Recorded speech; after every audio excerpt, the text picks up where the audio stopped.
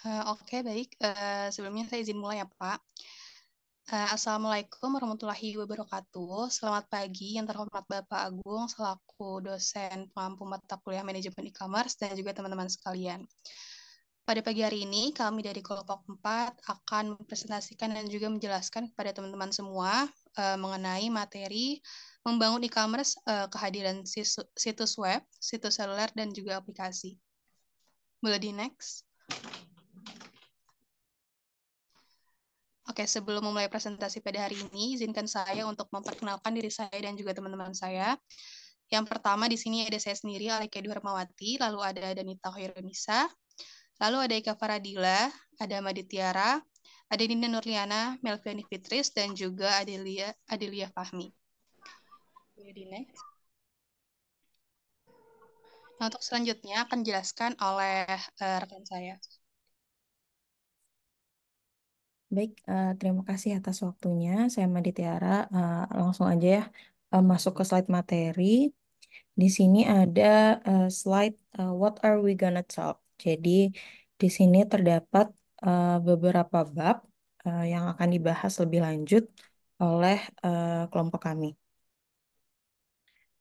Oke, jadi ada bab pertama itu menjelaskan tentang planning your e-commerce present, yaitu bab ini membahas tentang bagaimana kita merencanakan atau memplanning pembuatan dari e-commerce. Nah, di dalam bab ini juga bakal dibahas tentang tutorial atau syarat-syarat apa aja sih yang perlu diperhatikan jika suatu saat ada salah satu dari kita yang bakalan membangun suatu e-commerce.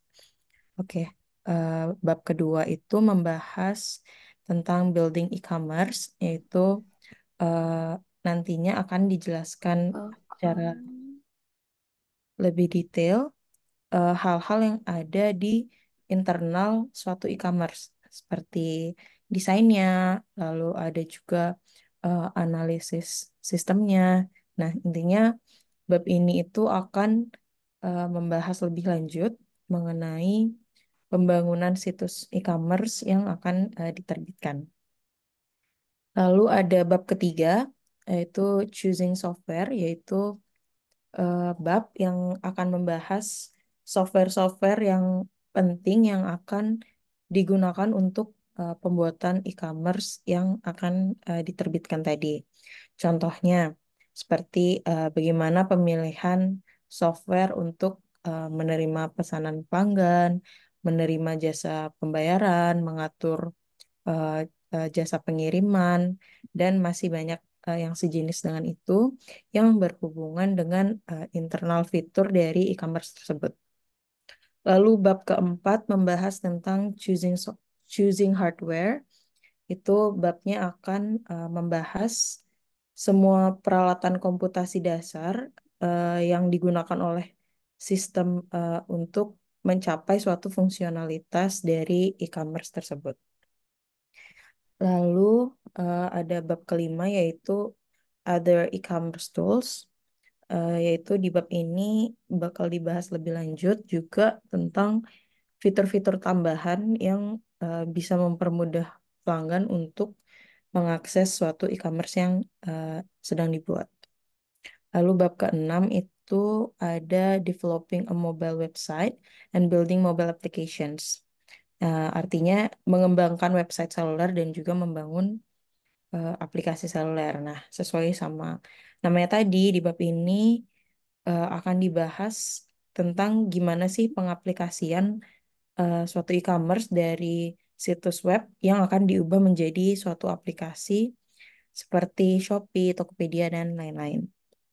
Lalu yang terakhir ada case study, di mana nanti akan diberikan contoh oleh rekan saya tentang pengembangan e-commerce dari e-commerce yang ada di Indonesia. Boleh slide selanjutnya? Oke, sekarang saya akan langsung aja bahas bab satu dari yang saya jabarkan tadi, yaitu bab mengenai planning your e-commerce present. Nah, di bab ini juga materinya itu terbagi-bagi lagi, yaitu ada 9 subbab yang akan dibahas. Yang pertama ada uh, what's the idea, the visioning process, yaitu bab yang membahas tentang proses pembuatan visi dan pemaparan ide-ide yang akan ditampilkan ke dalam suatu e-commerce yang akan dibentuk. Lalu subbab kedua ada Where's the Money, Business and Revenue Model, yaitu subbab yang membahas tentang gimana sih atau dari mana sih modalnya bisa didapatkan untuk pembuatan suatu e-commerce. Lalu yang ketiga itu ada who's and where is the target audience. Itu nanti menentukan siapa target audience yang akan ditentukan. Lalu yang keempat, subbabnya what is the ballpark characterize the marketplace. Itu nanti subbab yang membahas tentang mengkarakterisasikan struktur pasarnya. Lalu yang kelima ada subbab where's the content coming from. Nah, itu membahas konten-konten apa sih yang bisa menarik peminat atau pelanggan untuk mengunjungi e-commerce yang telah dibuat tadi. Lalu ada Know Yourself, Conduct a SWOT Analysis, yaitu mengenali diri dan juga melakukan analisis SWOT. Lalu yang ketujuh ada Develop an E-commerce Present Map, yaitu subbab yang membahas perpindahan e-commerce dari web menjadi suatu aplikasi gitu. Lalu yang kedelapan itu ada Develop a Timeline Milestones, yaitu subbab yang membahas nanti bagaimana kita membuat timeline-timeline untuk pengaplikasian suatu e-commerce. Lalu subbab terakhir itu ada How much will this cost, yaitu subbab yang akan membahas tentang perhitungan biaya yang bisa dikeluarkan dari pembuatan suatu e-commerce tersebut. Boleh slide selanjutnya. Nah, oke, dari subbab yang tadi udah saya bacain, bakal saya bahas secara lebih terperinci lagi tentang materi pertama, yaitu planning your e-commerce. Jadi yang pertama itu ada what's the idea, atau ide apa sih yang tercantum dan juga pembuatan visi dari suatu e-commerce. Nah, sebelum merencanakan dan juga membangun e-commerce, kita itu tentunya harus punya visi yang mau dituju. Nah, visi itu bisa berisikan misinya, ada identifikasi audiens targetnya, terus ada karakterisasi ruang pasar, ada analisis strategisnya, ada matriks pemasaran, serta garis waktu pengembangan. Nah, biasanya visi ini eh, seperti yang kita tahu ya, tercantum di halaman beranda atau di homepage dari sebuah situs web, di mana memperlihatkan hal apa sih yang menginspirasi dan menjadi highlight dari situs e-commerce tersebut. Contohnya ada situs Google yang telah mengatur informasi dan membuat informasi tersebut bisa dengan mudah diakses secara universal atau global oleh penggunanya. Oke, boleh next slide. Yang kedua itu ada where's the money. Nah, di mana kita bisa mendapatkan modal dalam pembuatan e-commerce tersebut. Jadi, setelah kita punya visi dan juga misi, langkah selanjutnya itu tentu memikirkan gimana kita bisa mendapatkan modalnya.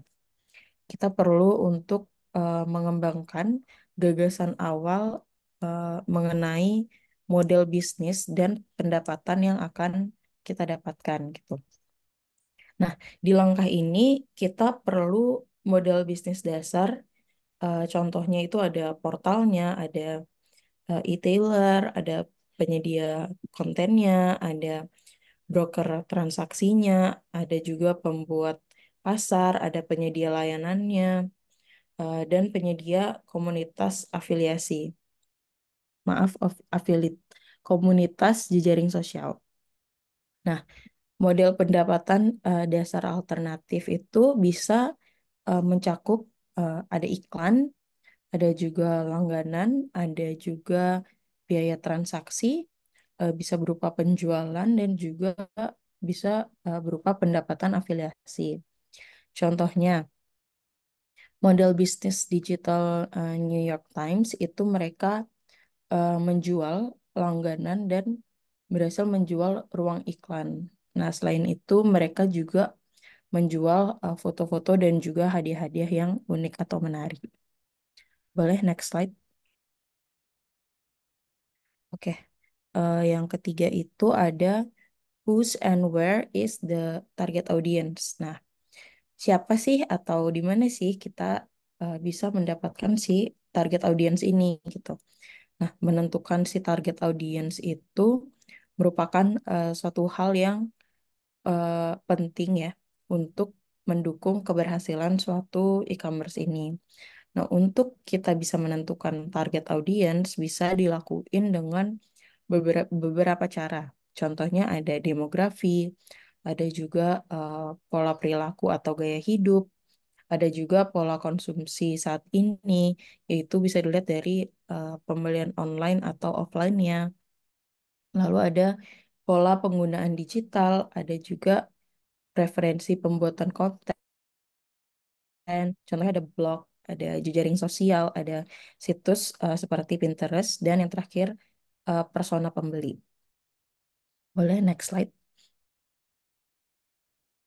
Oke, yang keempat itu ada what is the ballpark characterize the marketplace. Nah, selanjutnya itu ada mengkarakterisasikan pasar, yaitu peluang kesuksesan itu bergantung pada karakteristik pasar yang akan dimasuki gitu. Nah, karakteristik pasar yang perlu diperhatikan itu ada demografi pasar dan juga gimana kehadiran e-commerce ini cocok dengan pasarnya. Selain itu, kita juga harus mengetahui struktur pasar, yaitu pesaingnya siapa dan juga apa produk penggantinya atau substitusi dan juga komplementer barangnya. Boleh next slide. Oke, yang kelima ada where's the content coming from. Nah, ini eh, subbab yang membahas dari mana sih konten itu berasal. Nah, situs web ini memiliki banyak halaman ya yang memiliki konten-konten seperti teks, gambar, video, terus hal-hal tadi itu juga merupakan alasan kenapa pelanggan bisa mengunjungi situs kita dan membeli barang atau melihat iklan yang menghasilkan pendapatan untuk kita gitu, income. Nah, oleh karena itu, konten itu bisa dibilang salah satu pondasi terpenting untuk kita mendapatkan suatu pendapatan dan juga kesuksesan. Nah, secara umum ada dua jenis konten, yaitu konten statis dan juga konten dinamis. Nah, apa itu konten statis? Konten statis itu adalah teks dan gambar yang tidak sering berubah. Contohnya, ada deskripsi produk, ada foto, dan ada teks yang dibuat untuk dibagikan kepada pengunjung situs. Nah, berbeda dengan konten dinamis. Konten dinamis itu berupa konten yang berubah secara berkala. Contohnya bisa berubah setiap hari atau setiap jam. Baik, boleh. Untuk selanjutnya akan dibahas oleh rekan saya. Terima kasih.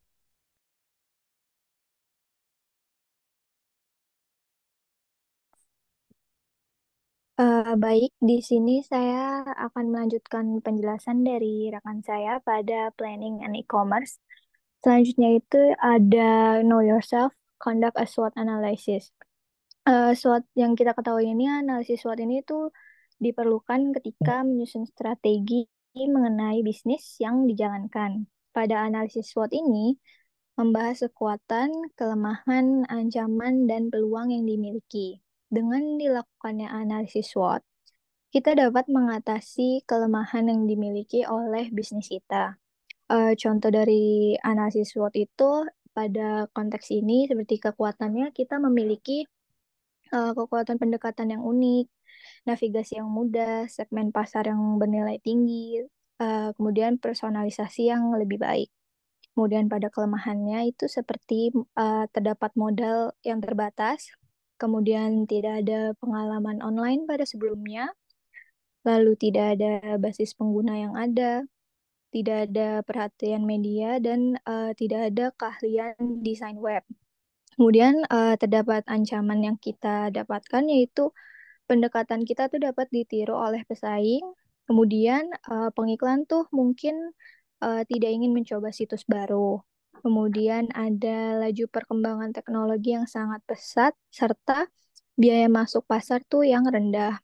Kemudian ada pun peluang yang kita miliki seperti kemampuan untuk mengatasi pasar besar dengan kebutuhan yang belum terpenuhi, potensi untuk menangkap pangsa pasar yang signifikan, kemudian ada potensi untuk mengembangkan situs yang terkait. Jadi, selanjutnya, terdapat develop an e-commerce presence map, yaitu e-commerce ini beralih dari aktivitas yang awalnya berpusat pada PC di web, kemudian menjadi aktivitas yang berbasis seluler dan tablet. Sekitar 70% penjualan e-commerce di industri retail dan perjalanan ini masih berasal dari pembelian yang dilakukan melalui komputer desktop. Namun, ponsel cerdas yang kita punya sekarang serta tablet itu semakin banyak digunakan untuk melakukan pembelian. Nah, pelanggan potensial ini akan menggunakan berbagai perangkat ponsel atau tablet pada waktu yang berbeda sepanjang hari dan akan melibatkan diri mereka dalam percakapan yang berbeda tergantung apa yang mereka lakukan, seperti contohnya kita kayak ngeliat foto di Instagram, ngeliat iklan di Instagram, atau melihat Twitter, ataupun kita bisa membaca blog. Hal ini di mana kita dapat bertemu pelanggan dan harus memikirkan nih bagaimana caranya kita dapat mengembangkan kehadiran kita di tempat-tempat virtual yang berbeda. Uh, ada juga jenis kehadirannya tuh contohnya ada website atau app, itu platformnya bisa tradisional, mobile, tablet. Kemudian aktivitas yang terjadi di platform tersebut tuh ada kita bisa mencari, bisa melihat, ada afiliasi juga, lalu suka ada sponsor juga.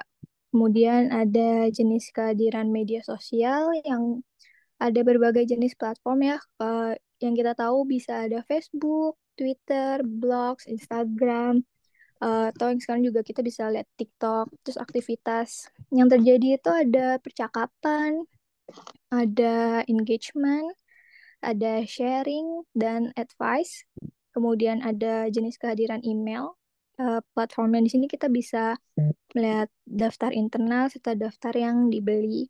Aktivitas ini seperti kalau misalnya kita kayak subscribe ke contoh lah Sephora, kita kan bisa dapat newsletter, kita bisa dapat update dari platform tersebut, kemudian kita juga bisa melihat sales.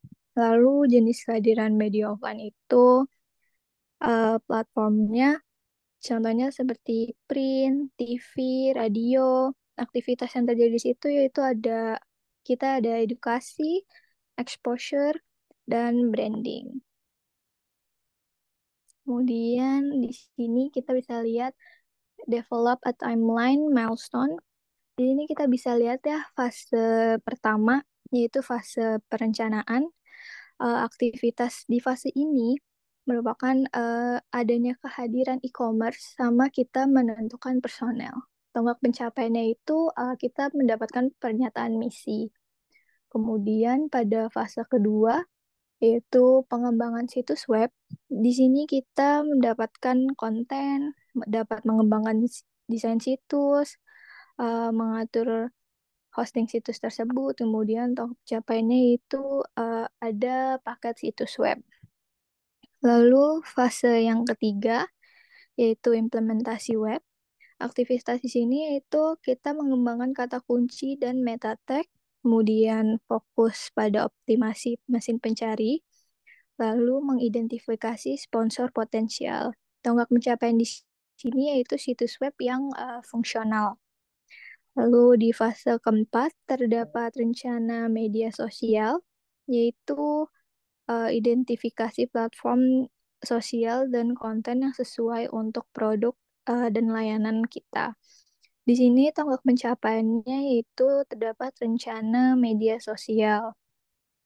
Lalu di fase kelima ada implementasi media sosial, yaitu di sini ada kehadiran Facebook, Twitter, Pinterest, Instagram, dan lain-lainnya. Di tonggak pencapaian ini, kehadiran media sosial itu dapat berfungsi. Lalu yang terakhir ya, fase ke-6 atau paket seluler, yaitu kembangan rencana seluler, kemudian pertimbangan opsi untuk porting situs web ke ponsel cerdas. Di sini tonggak pencapaiannya yaitu rencana media seluler. Kemudian pada bab ini yang terakhir adalah how much will this cost? Biaya yang dikeluarkan pada apa yang kita inginkan pada situs web yang kita miliki. Nah, sementara berapa banyak yang kita keluarkan untuk membangun situs web itu tergantung seberapa banyak sih modal yang kita mampu keluarkan serta melihat dari ukuran peluang. Secara umum, biaya perangkat keras, perangkat lunak, dan telekomunikasi ini untuk membangun dan mengoperasikan situs web itu telah turun secara dramatis, yaitu sekitar lebih dari 50% dalam dekade terakhir, sehingga memungkinkan pengusaha yang sangat kecil untuk membangun situs web yang cukup canggih. Namun, pada saat yang sama, teknologi itu telah menurunkan biaya pengembangan sistem, biaya pemasaran, pengembangan konten, dan desain yang telah meningkat untuk membuat lebih dari setengah dari anggaran situs web biasa. Kemudian, pada web selanjutnya yaitu building e-commerce ini. Di sini kita akan membahas yaitu planning, yaitu membahas mengenai pembuatan dokumen rencana. Lalu yang kedua ada system analysis atau planning. Di sini tuh kita akan membahas mengenai identifikasi tujuan bisnis, fungsionalitas sistem, dan persyaratan informasi. Lalu yang ketiga ada sistem desain, yaitu kita akan membahas mengenai sistem desain yang sesuai dengan fungsi serta tujuan pada platform perangkat keras dan perangkat lunak. Yang keempat ada building the system, yaitu kita akan membahas mengenai sistem yang digunakan seperti membangun sistem sendiri atau outsourcing. Yang kelima terdapat testing the system, yaitu di sini kita akan membahas mengenai proses pengujian pada sistem. Yang keenam ada implementation and maintenance, yaitu untuk membahas mengenai pemeriksaan, pengujian, serta perbaikan dan pemeliharaan pada situs yang kita gunakan. Dan yang terakhir ada factors in optimizing website performance, yaitu di sini kita akan membahas mengenai tujuan situs web yang berjalan secara optimal. Okay, next. Nah, dari subbab yang tadi saya sudah sebutkan, saya akan menjelaskan secara rinci dari bagian subbab tersebut. Ya, di sini yang pertama itu planning the system development life cycle. Di sini itu langkah untuk membangun situs e-commerce adalah membuat dokumen rencana. Untuk mengatasi masalah kompleks seperti membangun situs e-commerce harus melakukan serangkaian langkah secara sistematis. Salah satu metodologinya itu adalah siklus hidup pengembangan sistem. Siklus hidup pengembangan sistem atau SDLC ini merupakan metodologi yang digunakan untuk memahami tujuan bisnis sistem apapun dan merancang solusi yang tepat. mengadopsi metodologi ini tuh, siklus hidup ini tuh tidak menjamin keberhasilan. Namun, ini tuh jauh lebih baik daripada kita tidak memiliki rencana sama sekali. Metode SDLC ini juga membantu dalam membuat dokumen yang mengkomunikasikan tujuan, pencapaian penting, dan penggunaan sumber daya kepada manajemen. Di sistem ini, di SDLC ini tuh terdapat 5 langkah utama ya yang terlibat dalam siklus ini. Yang pertama itu ada analisis atau perencanaan sistem, yang kedua ada desain sistem, yang ketiga ada membangun sistem, yang keempat ada pengujian, dan yang terakhir ada implementasi. Selanjutnya akan dijelaskan oleh rekan saya.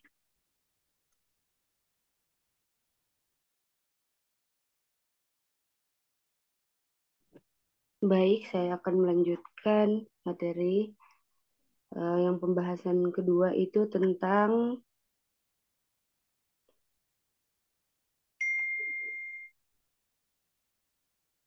sistem analisis atau planning, yang dimana dibahas tentang identifikasi tujuan bisnis, fungsi sistem, dan persyaratan informasi. Fungsional sistem adalah jenis kemampuan sistem informasi yang Anda perlukan untuk mencapai tujuan bisnis Anda. Persyaratan informasi untuk suatu sistem adalah elemen informasi yang harus dihasilkan sistem untuk mencapai tujuan bisnis. Pembahasan selanjutnya yaitu slide berikutnya, sistem desain atau desain sistem, yang dimana dibahas tentang platform perangkat keras dan perangkat lunak. Hal selanjutnya adalah mempertimbangkan bagaimana fungsi dapat disalurkan. Sistem desain merupakan deskripsi komponen utama pada suatu sistem dan berhubungan satu sama lain. Sistem desain ini dibagi menjadi dua, yaitu desain logis dan desain fisik. Yang dimana desain logis yaitu merupakan pendefinisian objek sistem dari tahapan analisis. Hasil dari tahapan ini adalah deskripsi fungsional mengenai data dan proses yang ada dalam sistem baru, dan deskripsi yang detail dari spesifikasi sistem seperti input, proses, dan output. Sedangkan desain fisik merupakan proses mengimplementasikan hasil perancangan logis ke dalam model perancangan secara fisik dengan menggunakan perangkat lunak pemodelan yang dipilih. Slide selanjutnya membahas tentang building the system in-house versus outsourcing. Yang pertama yaitu bangun sendiri versus outsourcing. Yang dimana jika memilih untuk membangun situs Anda sendiri, ada sejumlah pilihan. Kecuali Anda cukup ahli, Anda harus menggunakan template yang sudah dibuat sebelumnya untuk membuat situs web.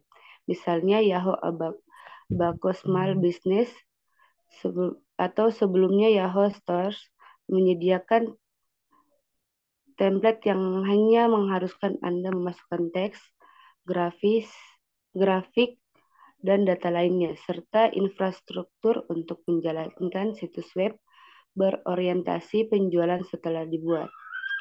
Yang kedua itu host Anda sendiri atau versus outsourcing. Outsourcing merupakan keputusan strategi yang diambil perusahaan untuk mengurangi biaya dan meningkatkan efisien dengan mempekerjakan individu atau perusahaan lain untuk melakukan sebuah tugas, menyediakan layanan, atau menangani operations yang sebelumnya dilakukan oleh karyawan di dalam perusahaan. Ya, next. Pembahasan berikutnya itu testing the system atau menguji sistem, di mana tergantung pada ukuran sistemnya, Hal ini mungkin cukup sulit dan memakan waktu lama. Pengujian diperlukan apakah sistem diahlidayakan atau dibangun sendiri. Sistem Eniaga yang kompleks dapat memiliki ribuan jalur. Melalui situs tersebut yang masing-masing jalur harus didokumentasikan dan kemudian diuji. Ya, next. Pembahasan selanjutnya itu implementation dan maintenance, yang dimana kebanyakan orang yang tidak terbiasa dengan sistem secara keliru berpikir bahwa setelah sistem informasi diinstal, prosesnya selesai. Faktanya ketika permulaan prosesnya telah selesai, kehidupan operasional satu sistem baru saja dimulai. Sistem rusak karena berbagai alasan. Kebanyakan tidak dapat diprediksi, oleh karena itu mereka memerlukan pemeriksaan, pengujian, dan perbaikan terus-menerus. Keberhasilan jangka panjang dari situs e-Niaga akan bertanggung pada tim karyawan yang berdedikasi atau tim web yang tugas utamanya adalah memantau dan menyesuaikan situs terhadap perubahan kondisi pasar. Next, pembahasan selanjutnya.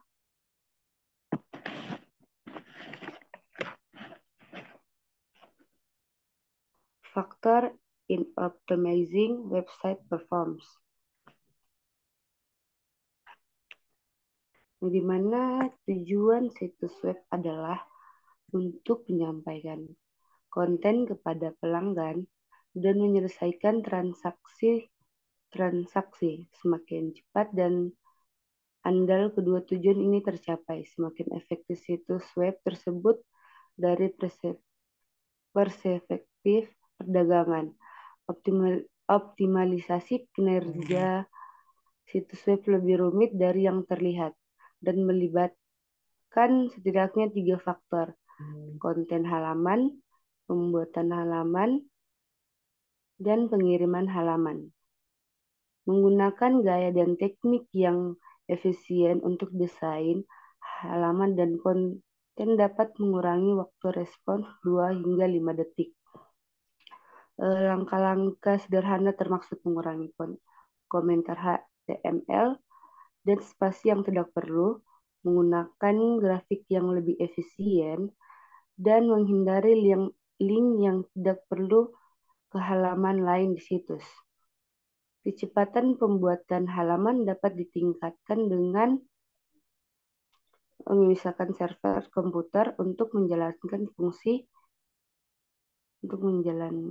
fungsi khusus seperti pembuatan halaman statis, logika aplikasi, server media, dan server database, dan menggunakan berbagai perangkat dari vendor untuk mempercepat server ini.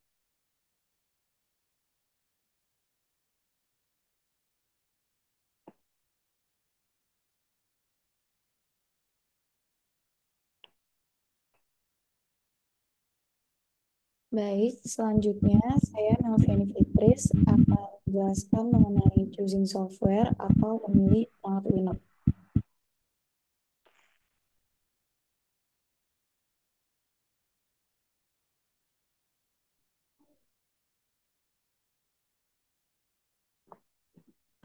Jadi choosing software ini ada 5, terbagi 5. Yang pertama ada simple versus multi-tiered website architecture. Yang kedua ada web server software. Yang ketiga ada application servers. Yang keempat ada e-commerce merchant server software functionality. Dan yang terakhir, yang kelima ada merchant server software package e-commerce software platforms.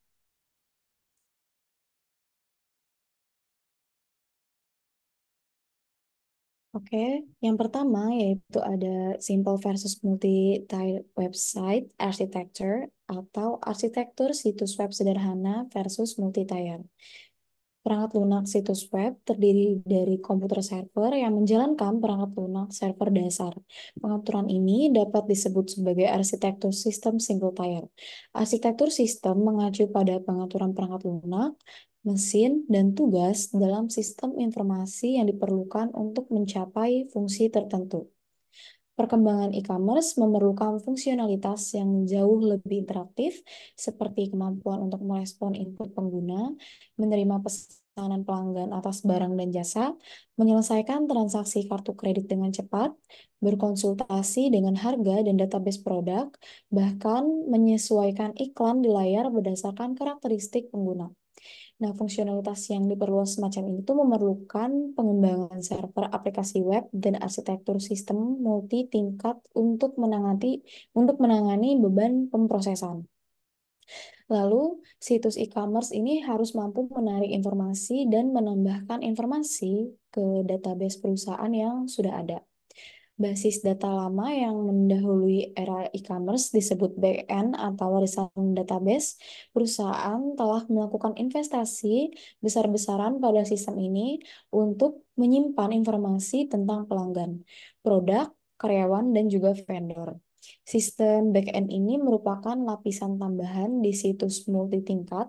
Dalam arsitektur multi-tier, server web dihubungkan ke lapisan tingkat menengah yang biasanya mencakup serangkaian server aplikasi yang melakukan tugas tertentu, serta ke lapisan back-end sistem perusahaan yang berisi produk, pelanggan, dan informasi harga.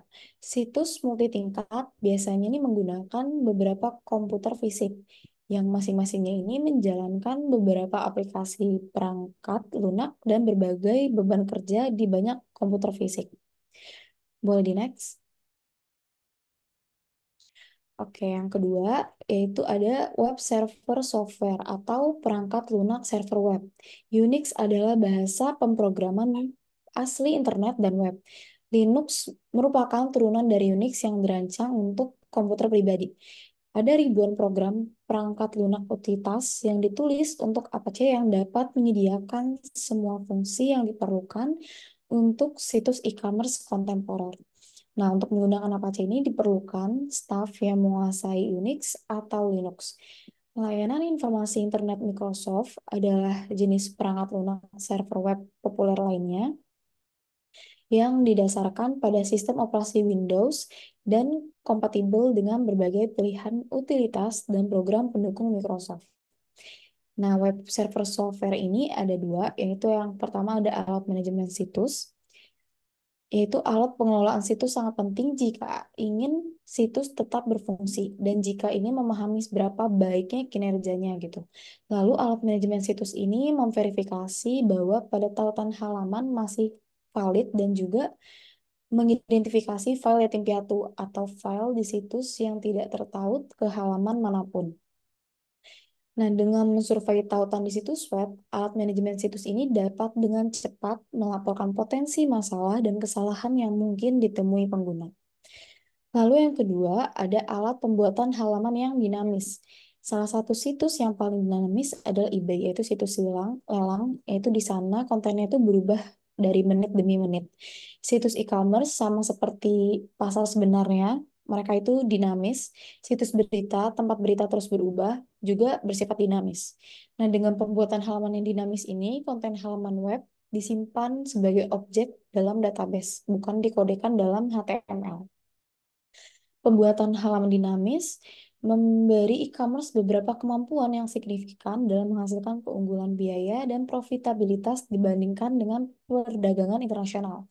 Nah, pembuatan halaman dinamis juga memungkinkan penggunaan sistem manajemen konten atau CMS. Nah, sistem CMS ini digunakan untuk membuat dan mengelola konten web. CMS juga memisahkan desain dan presentasi konten dari proses pembuatan konten. Nah, konten ini disimpan dalam database dan ditautkan secara dinamis ke situs web. Oke, boleh di next. Selanjutnya, yaitu yang ketiga ada application servers atau server aplikasi. Jadi, server aplikasi web adalah program perangkat lunak yang menyediakan fungsionalitas bisnis spesifik yang diperlukan situs web. Ide dasar server aplikasi adalah untuk mengisolasi aplikasi bisnis dari detail tampilan halaman web kepada pengguna di bagian depan dan detail koneksi ke database di bagian belakang.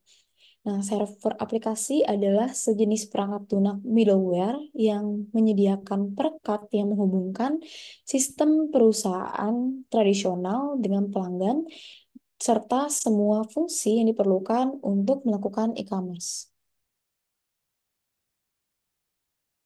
Oke, boleh di next.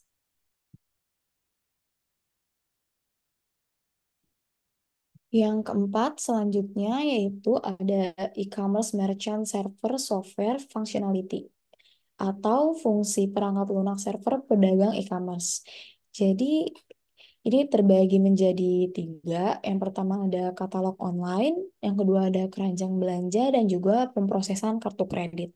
Nah, yang katalog online ini, yang pertama perusahaan yang ingin menjual produk secara online itu harus mempunyai daftar atau katalog produk secara online yang tersedia di situs webnya. Kompleksitas dan kecanggihan katalog akan bervariasi tergantung pada ukuran perusahaan dan lini produknya. Lalu selanjutnya yang kedua ada keranjang belanja. Nah, keranjang belanja ini nih sangat mirip dengan keranjang belanja di dunia nyata yang sering kita lihat, tapi perbedaannya adalah variasi online merupakan bagian dari program perangkatan lunak atau software server pedagang yang berada di server web. Nah, memungkinkan konsumen ini memilih barang dagangan, lalu juga bisa meninjau barang apa sih yang bisa mereka pilih, lalu bisa mengedit juga pilihan produk yang mereka pilih seperlunya gitu. Dan setelah mereka memikirkan lalu meninjau lebih jauh lagi, kemudian mereka bisa benar-benar melakukan pembelian dengan mengklik tombol. Lalu selanjutnya yang ketiga ada pemrosesan kartu kredit. Keranjang belanja suatu situs biasanya bekerja sama dengan perangkat lunak pemrosesan kartu kredit yang memverifikasi kartu kredit pembeli dan kemudian memasukkan debit ke kartu dan kredit ke rekening perusahaan saat pembayaran.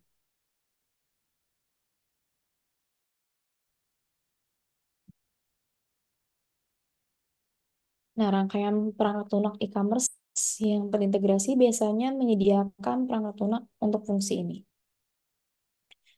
Oke, boleh di next. Baik, untuk yang terakhir ada Merchant Server Software Package, e-commerce software platforms, atau paket perangkat lunak server pedagang, platform perangkat lunak e-commerce. Nah, perangkat lunak server pedagang menawarkan lingkungan terintegrasi yang menjanjikan untuk menyediakan sebagian besar atau seluruh fungsi dan kemampuan yang diperlukan untuk mengembangkan sistem yang canggih dan situs yang berpusatnya itu kepada pelanggan. Nah, perangkat lunak sumber terbuka adalah perangkat lunak yang dikembangkan oleh komunitas pemrograman dan desainer dan bebas untuk digunakan dan dimodifikasi. Platform perangkat lunak e-commerce kelas menengah mencakup IBM WebSphere Commerce Express Edition dan Sitecore Commerce Service. Microsoft Commerce. Paket perangkat lunak yang dirancang dengan buruk akan mengalami penurunan kinerja secara signifikan seiring bertambahnya jumlah pengunjung dan transaksi hingga ribuan jam ataupun menit. Jadi dianjurkan untuk periksa performa dan skalabilitas dengan melakukan stress test pada edisi percontohan atau memperoleh data dari vendor tentang performa saat dimuat. Lalu diharuskan menghubungkan platform e-commerce sistem bisnis tradisional. Oke, boleh di next. Baik, untuk selanjutnya akan dijelaskan oleh rekan saya. Terima kasih.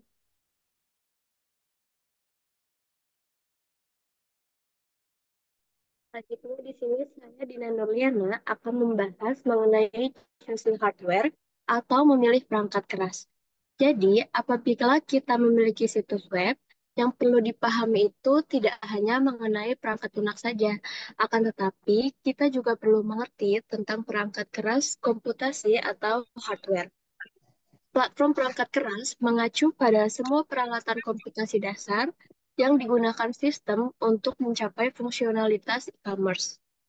Tujuan dari memilih perangkat keras atau hardware ini adalah untuk memiliki platform cukup untuk yang kapasitasnya cukup untuk memenuhi permintaan. Apabila permintaan tidak dapat terpenuhi, maka dapat dikatakan bahwa situs yang kita miliki tergolong ke dalam situs yang lambat atau mogok. Untuk dapat memenuhi kebutuhan pelanggan dan mengakses situs web, maka diperlukan dua faktor penting. Yang pertama yaitu right-sizing your hardware platform, the demand side, atau menyesuaikan ukuran platform perangkat keras Anda dari sisi permintaan. Dan faktor yang kedua yaitu right-sizing your hardware platform, the supply side, atau menyesuaikan ukuran platform perangkat keras Anda dari sisi pasokan. Boleh di next.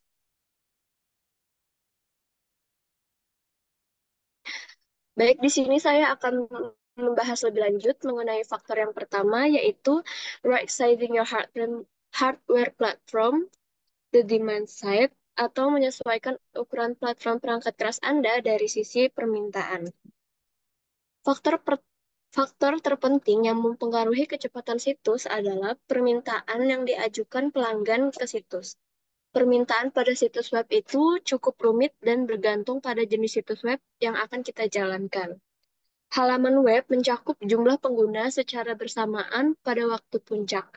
Jenis permintaan pelanggan, jenis konten, keamanan yang diperlukan, jumlah item inventaris, jumlah permintaan halaman, dan kecepatan aplikasi lama yang diperlukan untuk melayani data di situs web. Faktor penting lainnya yaitu perlu dipertimbangkan yang perlu dipertimbangkan adalah banyaknya jumlah pengguna yang mengunjungi situs Anda secara bersamaan. Tidak hanya itu, profil pengguna dan sifat konten juga perlu dipertimbangkan pada saat memperkirakan permintaan situs web. Boleh di next.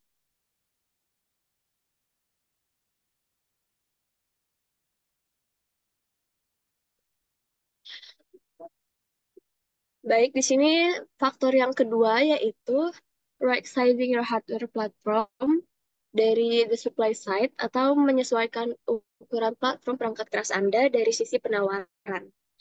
Setelah kita memperkirakan permintaan yang diharapkan untuk situs web, kita perlu mempertimbangkan bagaimana meningkatkan skala situs web untuk memenuhi permintaan tersebut.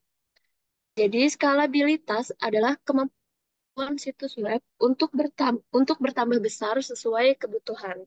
Terdapat 3 langkah yang bisa kita ambil untuk memenuhi kebutuhan layanan situs. Jadi, skalakan perangkat keras secara vertikal, yaitu dengan meningkatkan kekuatan pemrosesan masing-masing komponen. Penskalaan mengacu pada beberapa komputer yang digunakan untuk berbagi beban kerja dan meningkatkan instalasi. Skalakan perangkat keras secara horizontal, yaitu dengan menggunakan beberapa komputer untuk berbagi beban kerja dan tingkatkan arsitektur pemrosesan situs. Boleh di next.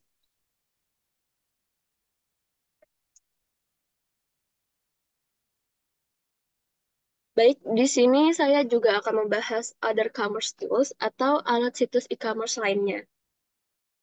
Setelah kita memahami faktor-faktor utama yang akan mempengaruhi kecepatan, kapasitas, dan skalabilitas situs web, kita dapat mempertimbangkan beberapa persyaratan penting lainnya. Kita memerlukan desain situs web yang koheren dan masuk akal secara bisnis. Tidak harus berupa situs yang membuat pengunjung kagum, namun untuk menjual sesuatu kepada mereka. Membangun konten yang aktif dan interaktif merupakan salah satu cara yang perlu kita ketahui, karena hal ini akan meningkatkan keterlibatan mereka terhadap merek yang kita miliki. Tidak hanya itu, kebijakan informasi juga perlu dijaga seperti kebijakan privacy, aksesibilitas, dan akses terhadap informasi terhadap oh, akses terhadap informasi. Lalu terdapat 5 alat situs e-commerce yang diantaranya yaitu ada website design basic business consideration atau desain situs web untuk mempertimbangkan bisnis dasar. Yang kedua yaitu tools for search engine optimization atau alat untuk mengoptimalkan mesin pencari. Yang ketiga yaitu tools for interactivity dan active content atau alat untuk interaktivitas dan konten aktif. Yang keempat yaitu personalization tools atau alat personalisasi. Dan yang kelima yaitu yang terakhir the information policy set atau set kebijakan informasi. Boleh di next.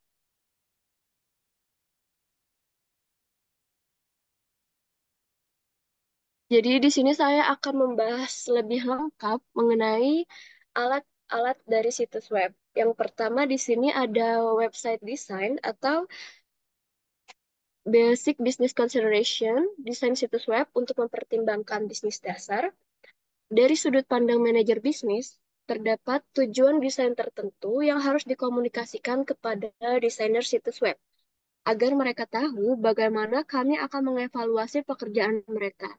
Minimal, pelanggan kami perlu menemukan apa yang mereka butuhkan di situs, seperti melakukan pembelian dan keluar dari situs web. Jadi, situs web yang mengganggu pelanggan akan beresiko terjadinya kehilangan pelanggan selamanya. Lalu itu ada fitur-fitur website yang akan mengganggu pelanggan pada saat mengunjungi e-commerce ya.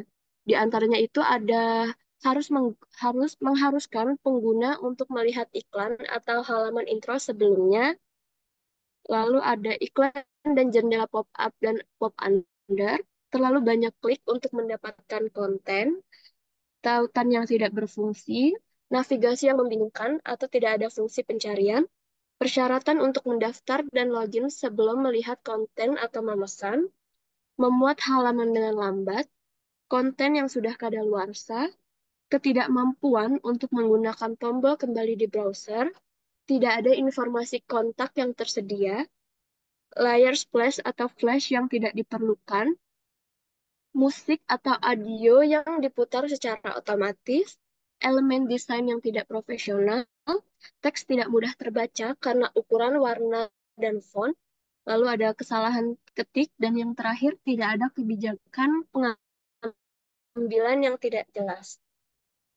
Selanjutnya itu ada 8 faktor penting yang yang mempengaruhi kesuksesan desain situs e-commerce.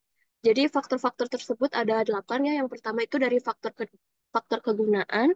Dari faktor kegunaan ini itu bisa dilihat dari halaman yang berfungsi, terus dimuat dengan cepat, dan mengarahkan pelanggan ke penawaran produk Anda. Faktor yang kedua itu ada informasi. Taut dari informasional ini, tautan yang mudah ditemukan pelanggan untuk mengetahui lebih banyak tentang Anda dan produk Anda. Jadi, terus faktor yang ketiga itu ada kemudahan pengguna. Jadi, apabila navigasi sederhana itu akan menarik minat para pengguna e-commerce ya, supaya navigasinya itu bisa mudah. Nah, lalu ada faktor navigasi yang berlebihan. Selanjutnya ada faktor kemudahan pembelian. Faktor kemudahan pembelian ini dengan satu atau dua klik untuk membeli suatu produk di e-commerce. Faktor selanjutnya itu ada fungsionalitas multi browser. Jadi situs ini berfungsi dengan browser yang paling paling populer. Faktor selanjutnya itu ada grafik yang sederhana. Jadi dengan menghindari grafik dan suara yang mengganggu, maka maka akan sangat membantu para para pengunjung yang mengunjungi e-commerce kita. Selanjutnya, faktor terakhir itu ada teks yang dapat dibaca. Untuk untuk menghadirkan teks yang dapat dibaca, kita harus menghindari latar belakang yang bisa mengubah teks atau membuatnya tidak terbaca. Boleh di next.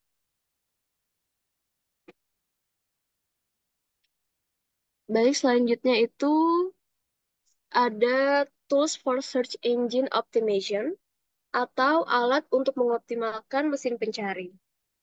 Sebuah situs web sama berharganya dari sudut pandang bisnis dengan jumlah orang yang mengunjunginya. Perhentian pertama bagi sebagian besar pelanggan yang mencari produk atau layanan adalah memulai dengan mesin pencari dan mengikuti daftar di halaman tersebut. Biasanya dimulai dengan 3 hingga 5 daftar teratas, lalu melirik ke iklan sponsor di sebelah kanan. Semakin tinggi Anda berada di halaman mesin pencari, maka akan semakin banyak lalu lintas yang akan Anda terima. Terdapat beberapa ide dasar yang mungkin akan berfungsi dengan baik. Yang pertama itu ada meta tag, judul, dan isi halaman. Mesin pencari akan mengidentifikasi kata kunci dan halaman judul, kemudian akan diindeks untuk digunakan sebagai argumen pencarian. Lalu ide dasar yang kedua ada identifikasi ceruk pasar. Jadi pada saat kita mencari di kolom pencaharian, akan lebih baik dan bagus apabila kata tersebut lebih spesifik, sehingga lebih menarik minat pembeli.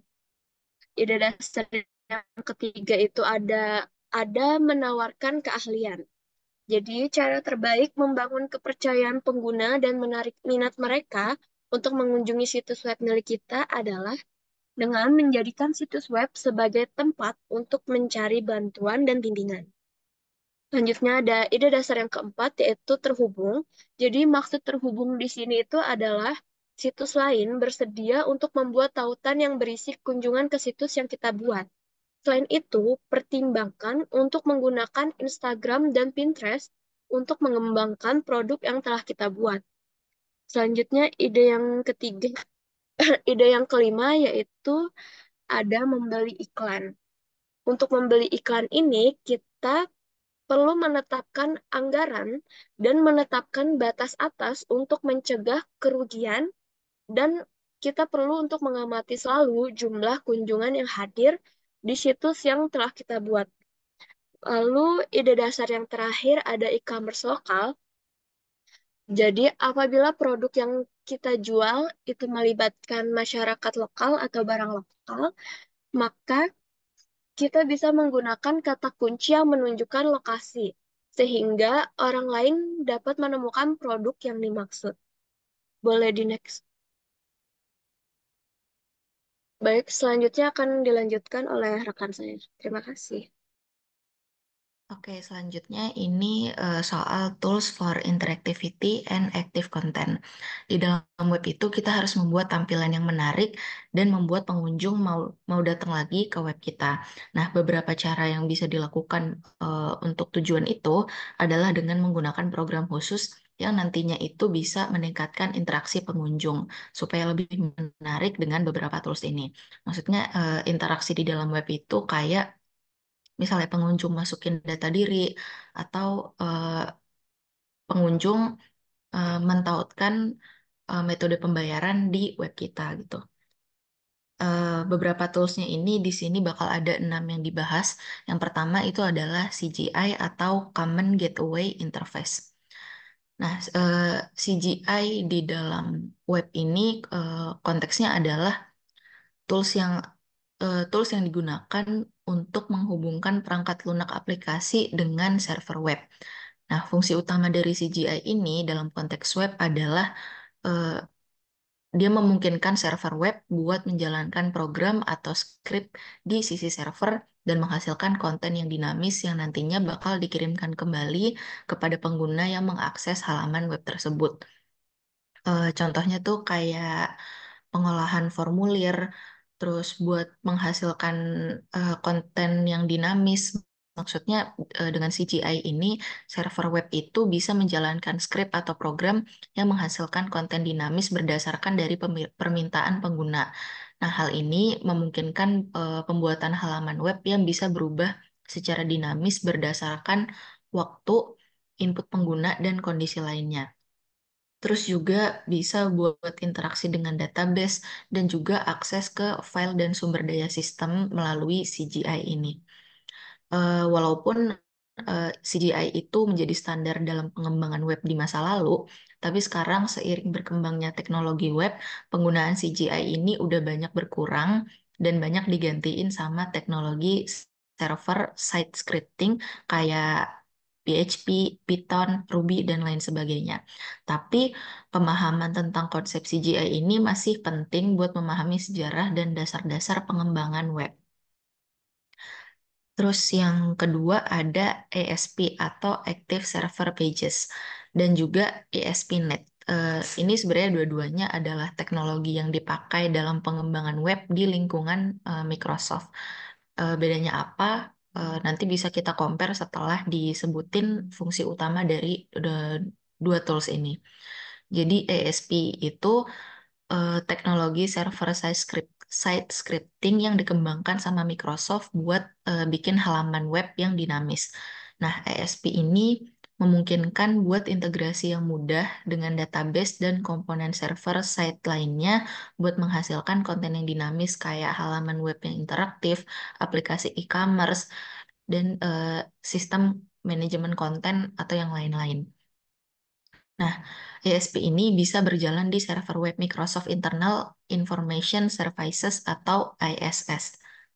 IIS, sorry.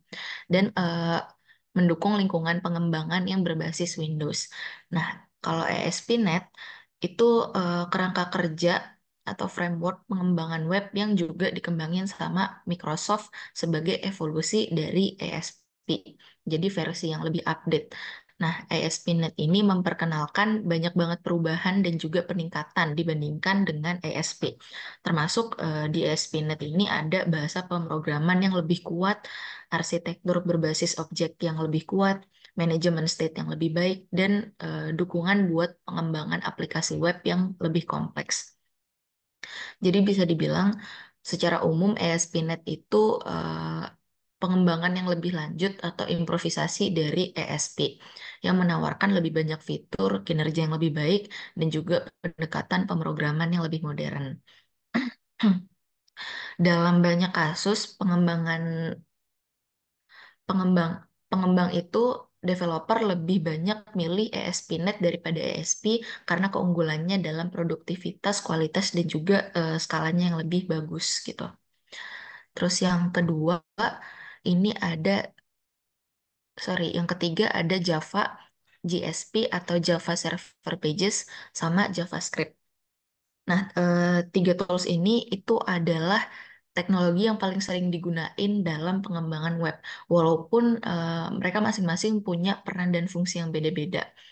Eh, Kalau Java ini fungsinya buat pengembangan web sebagai bahasa pemrograman server-side yang digunakan buat mengembangkan berbagai jenis aplikasi web, mulai dari aplikasi yang sederhana sampai skala yang lebih kompleks. Nah, dalam pengembangan web, Java ini dipakai buat back-end atau sisi server dari aplikasi web buat menangani logika bisnis, mengakses basis data, melakukan pengolahan data, dan menyediakan layanan back-end yang lain. Kalau GSP itu teknologi yang memungkinkan developer buat bikin halaman web yang dinamis pakai Java. Jadi tetap pakai Java. Nah, fungsi utama dari GSP ini menghasilkan konten yang dinamis dari sisi server, di mana skrip Java ditanam ke dalam HTML buat menghasilkan tampilan berubah berdasarkan permintaan dari pengguna. Nah, JSP ini memungkinkan integrasi yang mudah antara kode Java dan HTML. Jadi, developer bisa menghasilkan halaman web yang lebih dinamis dengan cara yang mirip dengan membuat halaman yang statis. Yang ketiga ada JavaScript. JavaScript ini bahasa pemrogram dari client side yang digunakan buat mengontrol perilaku halaman web dari sisi klien atau pengguna browser. Fungsi dari JavaScript itu buat menambah interaktivitas dan dinamisme ke dalam web, kayak validasi formulir atau manipulasi DOM. DOM itu Document Object Model. Terus juga bisa buat permintaan HTTP tanpa perlu merefresh halaman gitu. Selain itu, JavaScript juga bisa digunakan di sisi server dengan teknologi kayak Node.js buat membuat backend dari aplikasi web. Walaupun penggunaan yang lebih umum itu untuk pengembangan front end. Jadi bisa disimpulin kalau tadi Java itu digunakan untuk mengembangkan logika back-end dari aplikasi web, JSP itu digunakan buat menghasilkan konten yang dinamis dari sisi server menggunakan Java, dan JavaScript itu digunakan buat mengendalikan perilaku halaman web dari sisi klien dan sering dipakai buat pengembangan front end. Nah, tiga teknologi ini tuh sering banget digunakan secara bersamaan karena saling melengkapi. Yang keempat ada ActiveX dan VBS Script. Mereka ini punya akses penuh ke semua sumber daya klien, printer, jaringan, dan juga hard drive. VBS Script itu bekerja dengan cara yang sama kayak JavaScript. Cuman mereka berdua, ActiveX dan VBS Script itu cuman berfungsi menggunakan Internet Explorer. Kemudian yang kelima ada ColdFusion. Ini adalah lingkungan sisi server terintegrasi buat pengembangan aplikasi web dan seluler interaktif. ColdFusion ini awalnya dikembangin sama Macromedia dan sekarang disediakan juga sama Adobe. Eh, ColdFusion ini bisa bantu buat ngurangin biaya pembuatan fitur interaktif dengan menggabungkan bahasa script yang berbasis tag yang intuitif dengan script server yang berbasis CFML. Nah, ColdFusion ini menyediakan desain visual, pemrograman, debugging, dan alat penerapan yang kuat. Kemudian selanjutnya ada PHP, Ruby on Rails, dan Django. PHP ini adalah bahasa script tujuan umum sumber terbuka yang paling sering digunakan di aplikasi web sisi server. Yang gunanya itu buat menghasilkan konten halaman web yang dinamis, walaupun bisa juga buat aplikasi antarmuka pengguna grafis dari sisi klien. Nah, PHP ini eh, bagian dari banyak rangka pengembangan aplikasi web kayak Cake PHP, Code Igniter, dan lain-lain. Nah, kalau Ruby on Rails itu kerangka aplikasi web sumber terbuka berdasarkan bahasa pemrograman Ruby, yang berarti kerangka kerja yang menyediakan tata letak terstruktur yang meminimalkan jumlah keputusan yang diambil oleh pemrogram. Jadi bisa lebih sederhana dan mempercepat pengembangan. Bisa di next. Nah, selanjutnya ini ada personalization tools. Personalisasi ini adalah kemampuan buat memperlakukan orang berdasarkan kualitas pribadi dan riwayat sebelumnya dengan situs kita. Dan juga kustomisasi, yaitu kemampuan buat mengubah produk agar lebih sesuai dengan kebutuhan usernya. Dua ini adalah dua elemen kunci dari e-commerce yang punya potensi kuat untuk mendapatkan hampir sama kuatnya dengan pasar-pasar konvensional atau pasar tradisional. Bahkan dua hal ini tuh bisa menawarkan eh, nilai plus dibandingkan pasar-pasar tradisional atau pasar yang face to face gitu yang kita datang ke tempatnya. Next.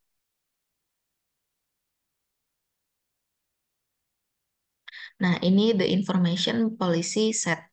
Ini eh, maksudnya itu serangkaian pernyataan publik yang menyatakan ke pelanggan gimana kita memperlakukan informasi pribadi mereka yang kita kumpulin di situs-situs aturan aksesibilitas. Tujuan tujuannya itu buat memastikan pengguna penyandang disabilitas dapat mengakses situs kita secara efektif. Biasanya kan suka ditawarin tuh setelah kita masukin data-data pribadi kita, nanti ada peringatan kalau kita bakal eh, makai data pribadi ini sesuai policy set yang udah ada di web kita. Next. Developing a mobile website and building mobile application. Nah, di situs web itu, situs web seluler itu adalah versi situs web biasa yang konten dan navigasinya itu diperkecil, sehingga pengguna itu bisa eh, mendapatkan apa yang mereka mau dan bergerak cepat dalam mengambil keputusan atau membeli. Kayak di situs web tradisional, situs web seluler ini dijalankan di server perusahaan dan dibuat menggunakan web standar kayak HTML, CC server, Linux, PHP, dan SQL. Sama kayak semua situs web, pengguna juga harus terhubung ke web dan kinerjanya bakal bergantung sama bandwidth. Nah, aplikasi web seluler ini dibuat buat dijalankan di browser web seluler yang terpasang di smartphone, ponsel cerdas, atau komputer tablet. Nah, aplikasi web seluler ini dirancang khusus untuk platform seluler dalam hal ukuran layar, navigasi jari, dan kesederhanaan grafis. Bisa di next. Planning and building a mobile presence. Langkah pertama buat mengidentifikasi tujuan bisnis yang pengen kita capai itu setelah kita mengidentifikasi tujuan bisnis, fungsionalitas sistem dan juga kebutuhan informasi, kita bisa mikirin gimana caranya kita merancang dan membangun sistem. Setelah itu, kita bisa mempertimbangkan mana yang bakal dikembangkan oleh situs web seluler, aplikasi web seluler, atau aplikasi asli. Di bagian mobile presence itu ada design consideration. Desainer itu juga perlu mempertimbangkan batasan platform seluler waktu dia merancang platform seluler. Ukuran filenya harus dibuat lebih kecil dan jumlah filenya juga eh, yang dikirim ke pengguna itu harus dikurangi. Eh, Desainer juga harus fokus sama beberapa grafik yang kuat dan meminimalkan jumlah gambar yang dikirim ke pengguna lewat eh, ponsel pintar gitu. Desain ini harus mengutamakan seluler yang berfokus untuk menciptakan pengalaman terbaik, mengingat keterbatasan platform seluler dan juga menambahkan elemen-elemen buat platform desktop yang secara progresif meningkatkan fungsionalitasnya. Next.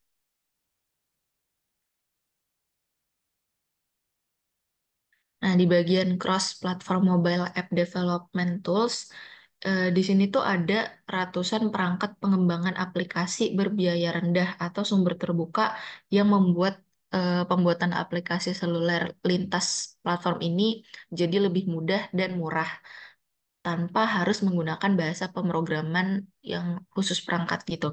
Alatnya itu mencakup Epri.io, platform bisnis yang berbasis cloud yang memungkinkan kita buat menggunakan alat pembuat visual, seret, dan lepas untuk membuat aplikasi HTML5 menggunakan jQuery Mobile. Epri.io ini mendukung aplikasi Android, iOS, dan juga Windows Phone. Terus ada Codika, yaitu alat serupa yang lebih mudah digunakan. Alat ini juga menyediakan antarmuka drag and drop dan membangun aplikasi dengan 100% komponen HTML5 tanpa perlu menggunakan pengodaan apapun. Ada juga PhoneGap, itu adalah kerangka pengembangan seluler yang menggunakan perangkat lunak bernama Apex Cordova yang memungkinkan pembuatan aplikasi seluler hybrid menggunakan HTML, CSS, dan JavaScript. Terus yang terakhir itu ada MoSync, itu adalah alat canggih lainnya yang gunanya itu buat pengembangan situs web seluler dan membangun aplikasi seluler. Terus ada Mobile Presence, Performance, and Cost Consideration. Nah, buat dalam membangun aplikasi web seluler ini kita juga memerlukan lebih banyak upaya dan biaya dibandingkan mengembangkan situs web seluler dan memiliki keterbatasan yang sama seperti aplikasi berbasis browser apapun. Tapi ini menawarkan beberapa keuntungan kayak grafik yang lebih baik, lebih banyak interaktivitas, dan juga perhitungan lokal yang lebih tepat. Jalur termahal buat kehadiran seluler ini adalah dengan membangun aplikasi asli. Nah, aplikasi asli itu memerlukan lebih banyak keahlian pemrograman, meskipun ada banyak paket pengembangan baru yang bisa membangun aplikasi asli seluler dengan keahlian pemrograman yang minimal.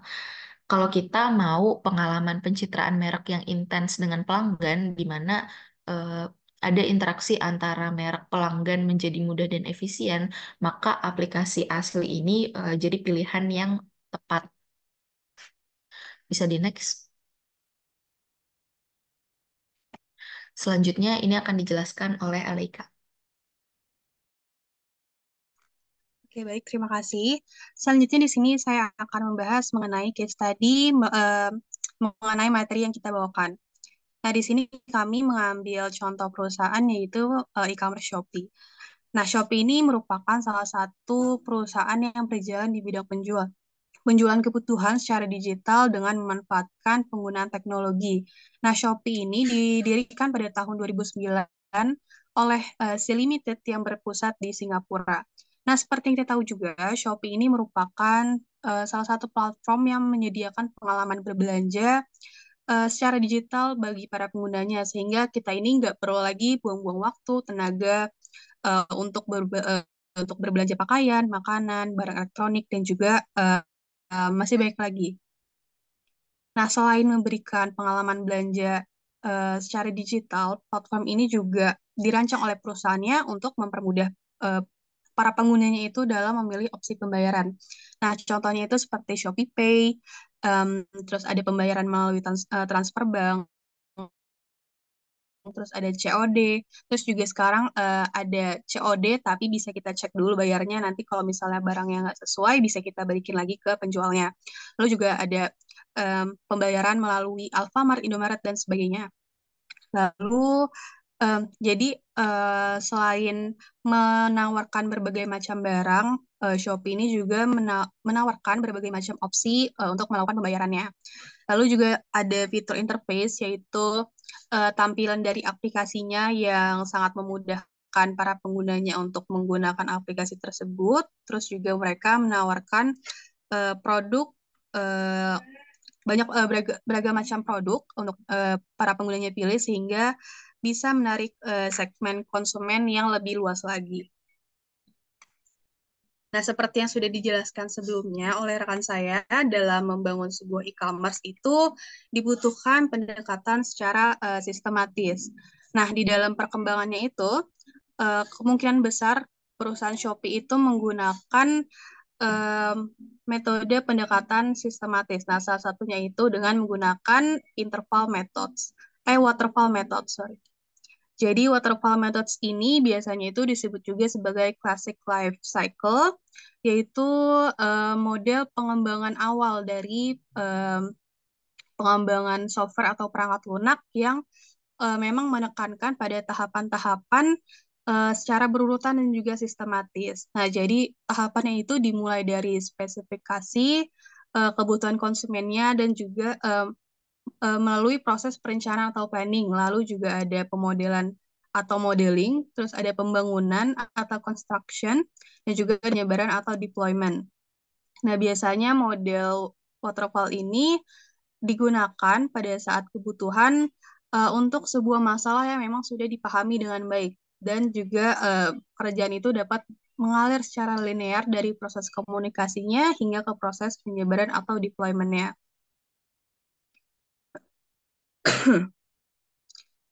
Nah, selain itu juga tahapannya ada tahapan di desain secara rinci, terus juga ada pengujian unit, terus ada integrasi dan pengujian, serta di proses terakhir itu ada pemeliharaan.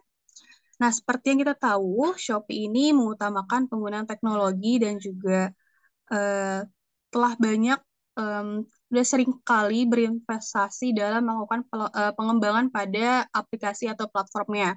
baik dari segi fitur-fiturnya, banyak sekali updatean-updatean baru seperti Shopee Video, Shopee Live, dan sebagainya.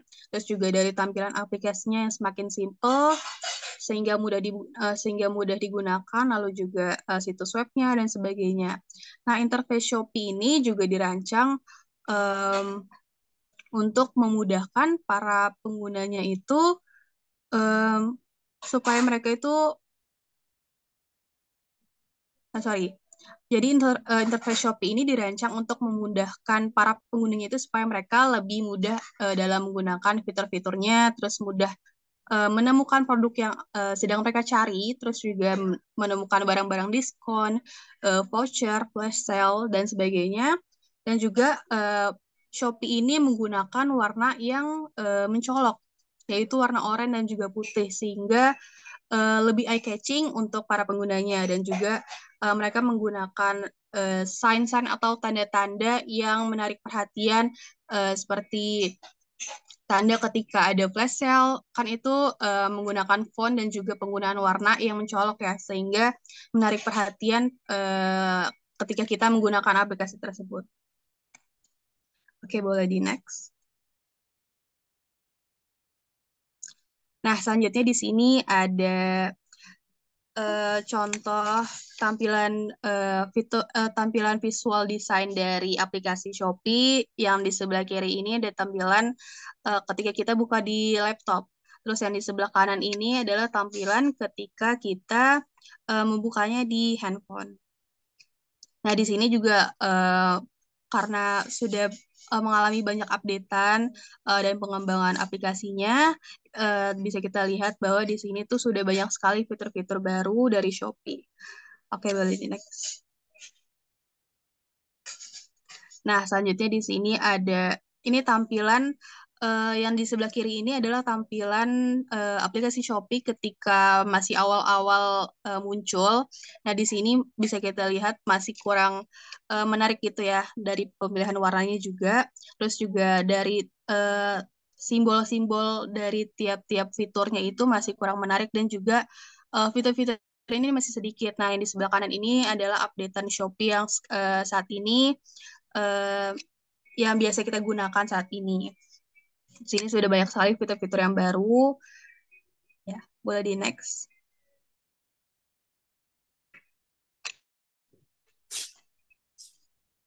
Nah, desain visual pada aplikasi atau website dari Shopee ini semakin berkembang dengan signifikan sejak pertama kali muncul.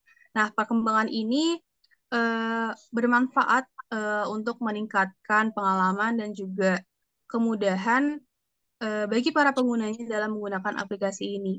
Nah, key factor dari pengembangan aplikasi ini adalah inisiatif mobile first dan juga investasi untuk menciptakan desain visual aplikasi yang berorientasi pada penggunanya. Nah, jadi di sini ada beberapa perkembangan desain aplikasi atau website Shopee. Yang pertama ada penyederhanaan interface pengguna. Nah, seperti yang sudah saya jelaskan sebelumnya, jadi penyederhanaan interface ini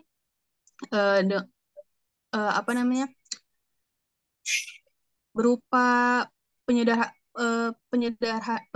penyederhanaan tampilan aplikasinya. Jadi tampilan Shopee itu sekarang lebih simple dengan pemilihan warna yang mencolok. Jadi tidak banyak ada pemilihan warna, jadi nggak terlalu mengganggu ketika juga ada peningkatan pilihan atau hasil pencarian ini lebih terorganisir.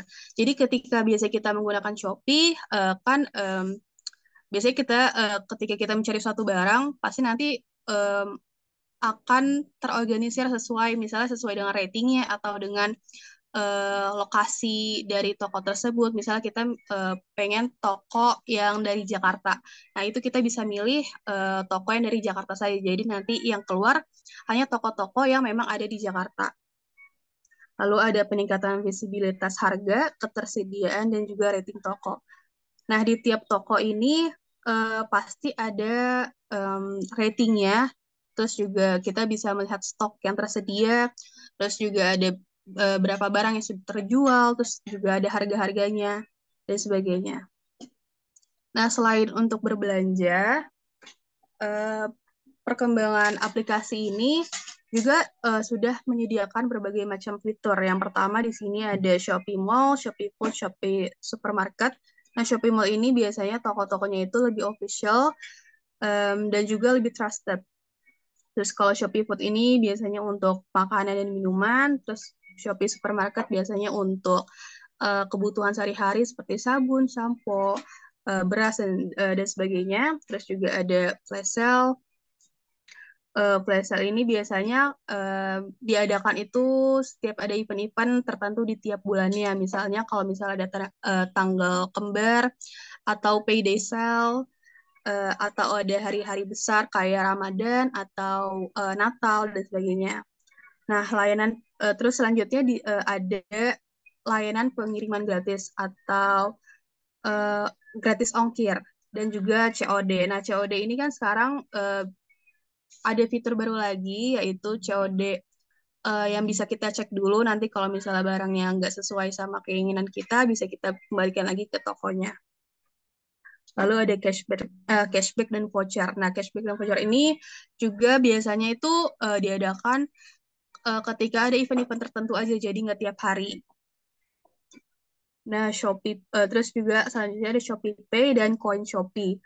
Terus ada game Shopee. Nah, game Shopee ini biasanya kalau misalnya kita mainkan, itu kita bisa dapat reward berupa koin Shopee. Terus ada Shopee Live dan Shopee Video. Nah, Shopee Live atau Shopee Video ini biasanya itu kita bisa membeli barang dengan harga yang lebih murah melalui Shopee Live dan Video Shopee. Jadi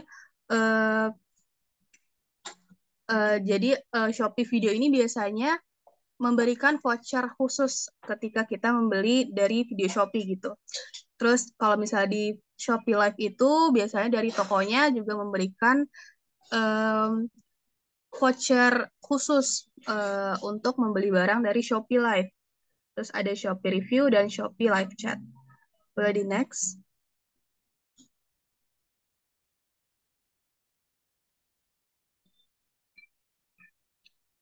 Boleh di next.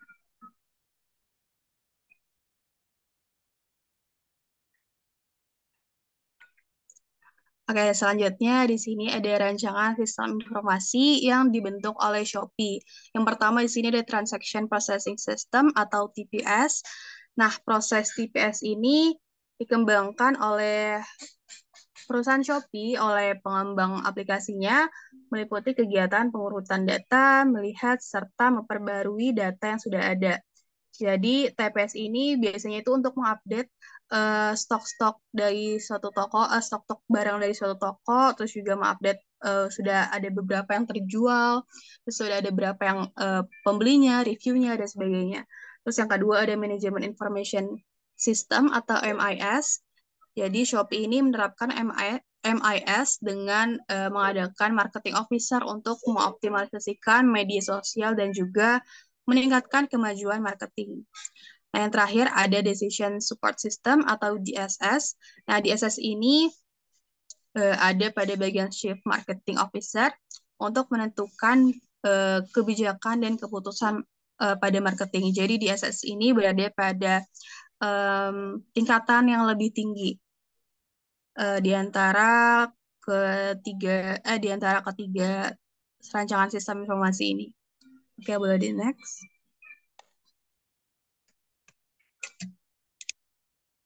Baik, sekian presentasi dari kelompok kami. Kurang lebihnya mohon maaf. Jika ada yang ingin bertanya, dipersilakan untuk raise hand terlebih dahulu. Jika sudah dipersilakan, nanti bisa menyebutkan nama dan juga NIM-nya. Silakan bagi yang mau bertanya. Raise hand. Lalu nanti oleh kelompok 4 ya.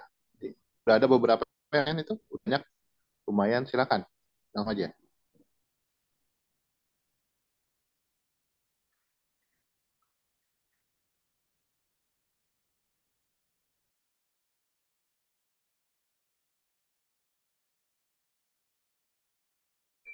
Oke, boleh Febrian Janarko. Oke, baik. Terima kasih kepada kelompok penyaji. Saya Febrian dengan NIM belakangnya 117 ingin bertanya, bagaimana cara menggunakan data analytics untuk mengoptimalkan strategi dan meningkatkan return on investment atau ROI e-commerce? Terima kasih. Oke, baik. Terima kasih untuk pertanyaannya. Kami tampung dulu ya. Selanjutnya kepada Kak Kurniati, boleh dipersilakan. Baik, terima kasih atas kesempatannya. Izin bertanya. Tadi kan sempat dijelasin ya soal sistem e-commerce. Nah, menurut kalian mending bangun sistem sendiri atau menggunakan jasa outsourcing? Dan mungkin boleh tolong disebutin nggak kenapa? Itu aja, makasih. Oke, terima kasih, Kak. Selanjutnya kepada Julio, dipersilakan. Oke, terima kasih atas kesempatannya untuk bertanya. Pertanyaan saya adalah gimana cara kita untuk memaksimalkan penggunaan situs web, situs seluler, dan aplikasi untuk meningkatkan penjualan dalam e-commerce. Terima kasih. Oke, terima kasih Julio. Selanjutnya kepada Maria, dipersilakan. Oke, terima kasih atas kesempatannya kepada kelompok penyaji. Izin bertanya, bagaimana siklus hidup pengembangan sistem SDLC rangka kerja yang efektif dalam menangani masalah kompleks seperti pembangunan situs e-commerce dan mengapa penting untuk merencanakan dan mengadopsi metodologi ini dalam pengembangan sistem. Terima kasih. Oke, terima kasih Maria. Selanjutnya kepada Lika, dipersilakan. Terima kasih untuk kelompok penyaji atas pemaparan materinya dan kesempatan pertanyaannya. Pertanyaannya, bagaimana penggunaan arsitektur pemrosesan situs dapat membantu dalam meningkatkan kinerja dan responsivitas situs web e-commerce? Terima kasih. Oke, terima kasih Lika. Selanjutnya Dito, dipersilakan. Oke, terima kasih atas kesempatannya sebelumnya. Jadi saya ingin bertanya, metode apa sih yang digunakan sama platform Shopee ini untuk meningkatkan visibilitas harga, ketersediaan, dan rating toko dalam aplikasinya? Terima kasih. Oke, terima kasih Dito. Selanjutnya kepada Asti, dipersilakan. Oke, baik, terima kasih untuk kesempatannya. Izin bertanya, bagaimana cara menghadapi dan mengatasi masalah etika dalam e-commerce, termasuk penyalahgunaan data, diskriminasi, algoritma, dan dampak sosial dari penggantian pekerja manusia dengan kecerdasan buatan. Itu aja, makasih. Oke, baik. Terima kasih Asti dan juga teman-teman semua atas pertanyaannya. Izinkan kami untuk berdiskusi terlebih dahulu.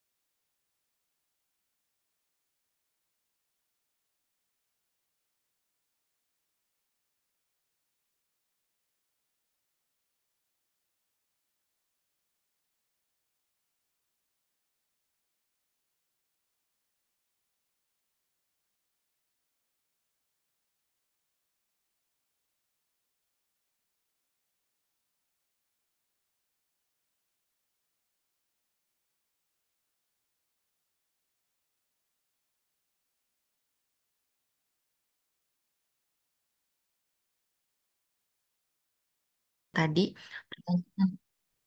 pertanyaannya itu kan gimana cara menggunakan data analytics buat mengoptimalkan strategi dan meningkatkan ROI e-commerce. Beberapa cara yang bisa kita lakuin tuh kayak kita melakukan analisis perilaku pelanggan pakai data analis, pakai data analitik buat memahami gimana pelanggan berinteraksi dengan situs web kita atau aplikasi e-commerce kita dari analisis jalur pembelian, halaman yang paling sering dibuka, dan titik di mana pelanggan itu keluar tanpa melakukan pembelian. Nah, data ini tuh bisa jadi basis data buat meningkatkan pengalaman pengguna dan meningkatkan tingkat konversi dari web kita. Terus juga kita bisa optimalisasi harga dengan analitis data pasar dan perilaku pembelian untuk menemukan strategi dan penetapan harga yang optimal dari eh, data yang ada di web kita. Terus juga kita bisa optimalisasi kampanye marketing eh, dengan berbagai saluran dan kampanye pemasaran buat memahami sebenarnya apa sih yang paling target marketing atau kampanye apa yang paling banyak mendapatkan audiens yang paling efektif. Nah, dari situ kita bisa dapat evaluasi dan juga improvisasi buat mengembangkan lagi gaya marketing kita. Nah, semua itu bisa didapetin dari data-data yang ada dari web kita atau platform e-commerce kita. Udah terjawab belum, Febrian? Terjawab, Eka. Terima kasih. Sama-sama.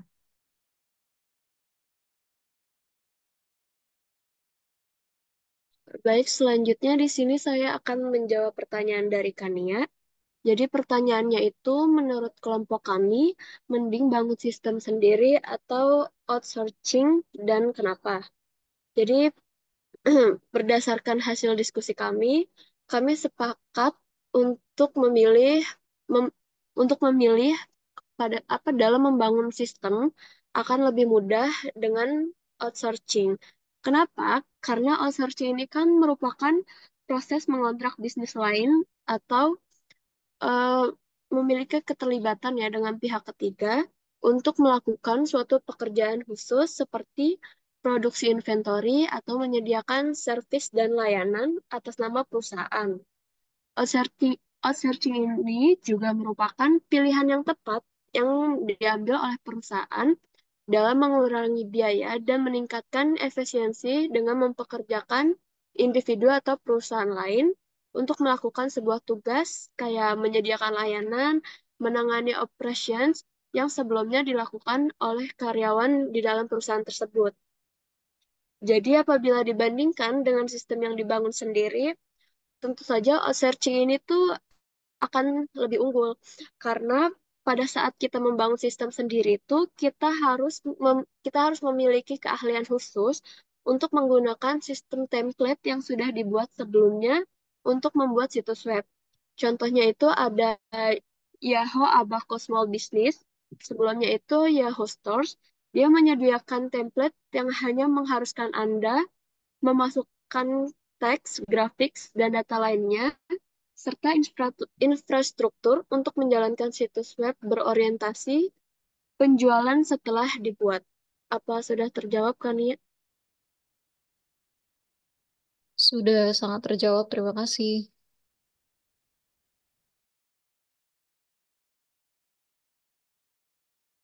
Baik, di sini saya Danita akan menjawab pertanyaan dari Julio. Pertanyaan itu bagaimana cara memaksimalkan penggunaan situs web, situs seluler, dan aplikasi untuk meningkatkan penjualan dalam e-commerce.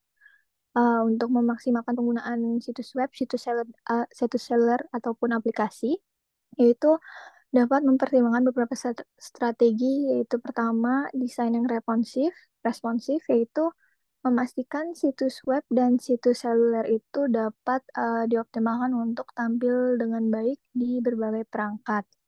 Kemudian yang kedua ada memfokuskan pada kecepatan muat halaman, navigasi yang jelas, serta proses pembayaran yang mudah.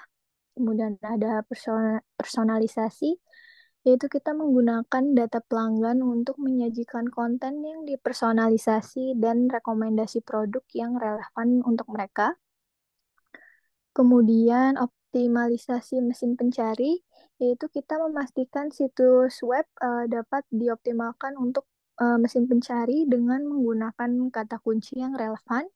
deskripsi meta yang menarik, serta konten yang berkualitas tinggi.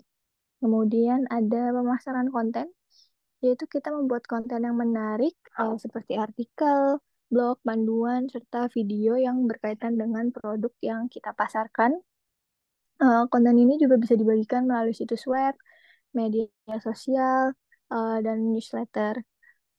Kemudian ada pemasaran media sosial, yaitu kita memanfaatkan platform media sosial untuk mempromosikan produk sehingga dapat terlibat dengan pelanggan dan membangun komunitas. Kemudian kita juga bisa menggunakan iklan berbayar untuk dapat meningkatkan jangkauan kepada pelanggan kita. Kemudian ada analisis data, yaitu kita menggunakan alat analisis web dan aplikasi untuk melacak kinerja situs web yang punya kita, yaitu memahami perilaku pelanggan dan mengidentifikasi area di mana kita dapat meningkatkan kinerja situs web kita. Lalu ada strategi retensi pelanggan, yaitu kita tidak hanya berfokus pada mendapatkan pelanggan baru, tetapi juga kita harus fokus mempertahankan pelanggan yang sudah ada, yaitu kita bisa menawarkan diskon pada pembelian berulang, kemudian ada program loyalitas, serta ada dukungan pelanggan yang responsif. Kemudian ada pun ulasan dan testimoni, yaitu kita meminta pelanggan untuk memberikan feedback kepada kita, sehingga feedback positif tersebut dapat meningkatkan kepercayaan serta membantu kita dari awalnya pengunjung nih menjadi pembeli pada situs kita. Kemudian yang terakhir itu kita dapat mengoptimalkan pada sistem pembayaran, yaitu kita memastikan proses pembayaran di situs web dan aplikasi ini cepat, aman, serta mudah dipahami oleh pelanggan. Kemudian kita juga harus menawarkan berbagai opsi pembayaran untuk dapat memenuhi preferensi pelanggan. Apakah cukup menjawab, Julio? Oke, sudah terjawab. Terima kasih, Danita.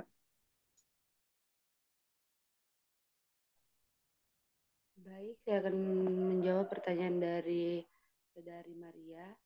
Pertanyaannya yaitu bagaimana siklus hidup pengembangan sistem SDLC dapat menjadi kerangka kerja yang efektif dalam menangani masalah kompleks seperti pembangunan situs e-commerce, dan mengapa penting untuk merencanakan dan mengadopsi metodologi ini dalam pengembangan sistem.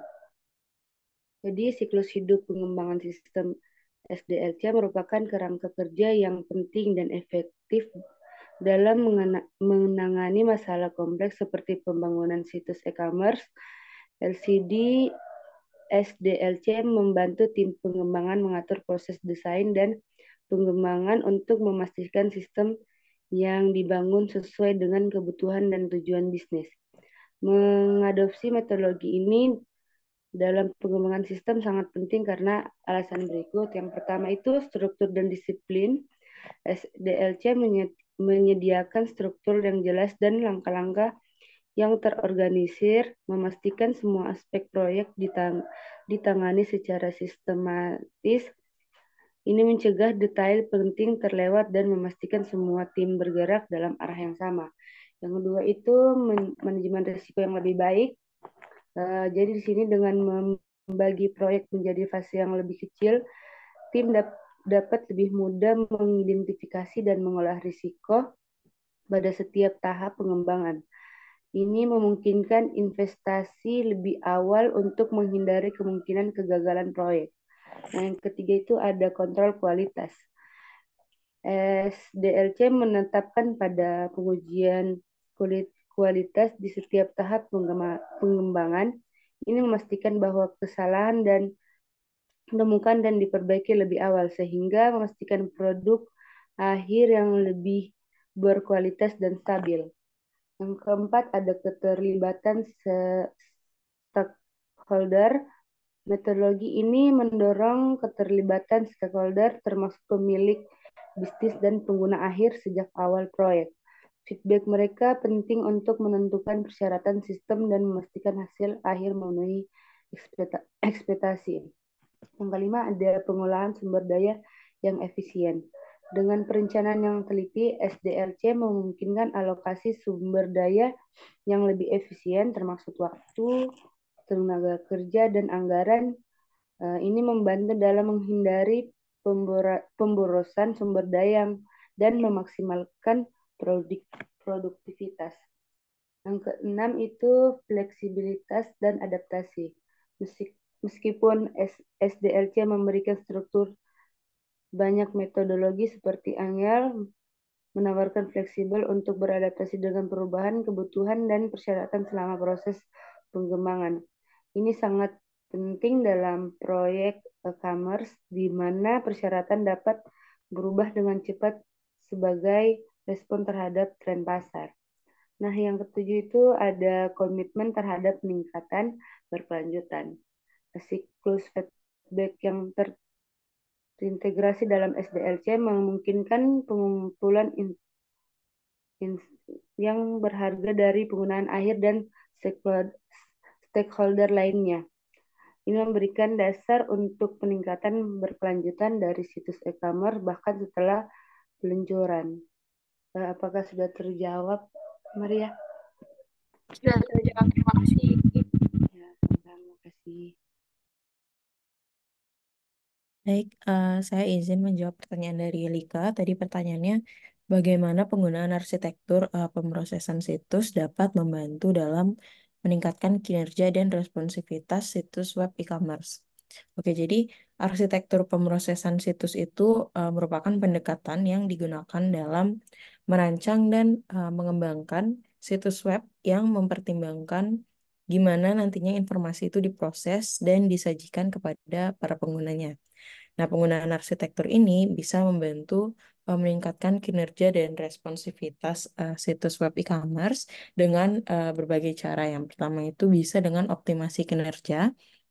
Nah, dengan mempertimbangkan gimana informasinya diproses, arsitektur pemrosesan situs ini dapat membantu mengidentifikasi dan juga mengatasi bottleneck yang mungkin terjadi dalam proses pengolahan data sehingga meningkatkan kinerja dari situs web tersebut.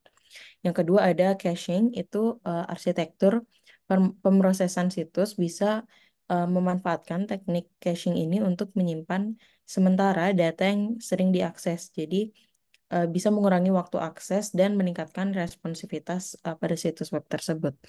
Lalu yang ketiga itu ada pemrosesan paralel. Nah, dengan membagi proses pemrosesan ini menjadi bagian-bagian yang dapat dijalankan secara paralel. Nah, arsitektur pemrosesan situs ini dapat meningkatkan efisiensi dan juga responsivitas situs tersebut. Lalu yang keempat ada skalabilitas, di mana arsitektur pemrosesan situs yang baik ini dirancang untuk dapat dengan mudah disesuaikan dengan peningkatan jumlah pengguna atau transaksinya, sehingga memungkinkan situs untuk tetap responsif saat mengalami lonjakan traffic. Lalu yang terakhir itu ada optimasi tampilan. Dengan mempertimbangkan gimana informasi disajikan kepada pengguna, arsitektur pemrosesan situs ini bisa membantu meningkatkan responsivitas situs dengan memastikan tampilan yang optimal di berbagai perangkat dan kondisi jaringan. Nah, dengan nerapin arsitektur pemrosesan situs yang baik tadi, situs web e-commerce ini bisa mengalami peningkatan kinerja dan responsivitas yang dapat meningkatkan pengalaman pengguna dan juga meningkatkan potensi dari penjualan. Apakah terjawab? Sudah terjawab, terima kasih. Terima kasih. Baik, selanjutnya saya izin menjawab pertanyaan Dito. Jadi Dito ini nanya metode apa yang digunakan oleh platform Shopee untuk meningkatkan visibilitas harga, ketersediaan dan juga rating toko dalam aplikasinya. Nah, jadi ada beberapa strategi yang bisa digunakan oleh platform Shopee. Yang pertama di sini ada sistem rekomendasi. Nah, jadi Shopee ini menggunakan algoritma untuk menampilkan produk dan toko yang relevan kepada para penggunanya berdasarkan riwayat pencarian dan pembelian mereka. Nah, biasanya mereka ini menggunakan fitur AI untuk mengumpulkan riwayat pencarian dan juga pembelian dari para konsumennya. Nah, algoritma ini juga membantu dalam meningkatkan visibilitas produk dan toko yang mungkin menarik bagi para individu. Terus selanjutnya ada penyaringan dan pengurutan. Jadi platform ini menyediakan opsi penyaringan dan pengurutan yang memungkinkan para penggunanya untuk mencari produk berdasarkan harga, rating toko, ketersediaan produk, dan sebagainya. Lalu juga ada flash sale dan promosi. Jadi Shopee ini sering sekali mengadakan flash sale setiap bulannya dan juga promosi yang ditampilkan secara menonjol dalam aplikasi tersebut. Nah, ini juga bisa meningkatkan visibilitas untuk produk toko dan juga berpartisipasi dalam promosi tersebut.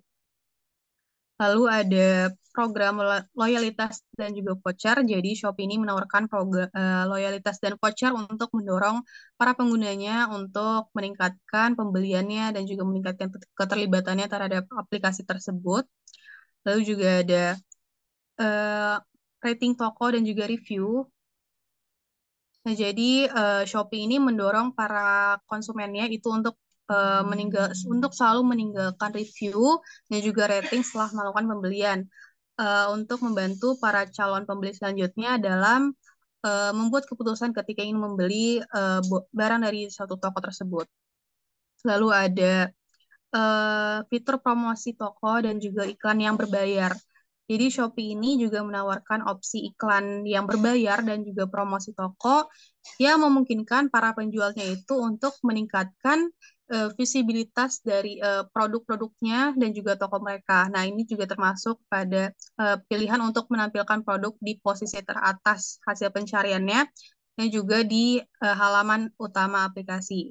Nah, jadi melalui kombinasi dari strategi-strategi yang sudah saya sebutkan tadi, Shopee ini berupaya untuk menciptakan pengalaman belanja untuk para penggunanya yang sangat menguntungkan bagi mereka dan juga penggunanya sambil memberikan platform bagi penjual untuk tumbuh dan juga berkembang untuk toko-tokonya.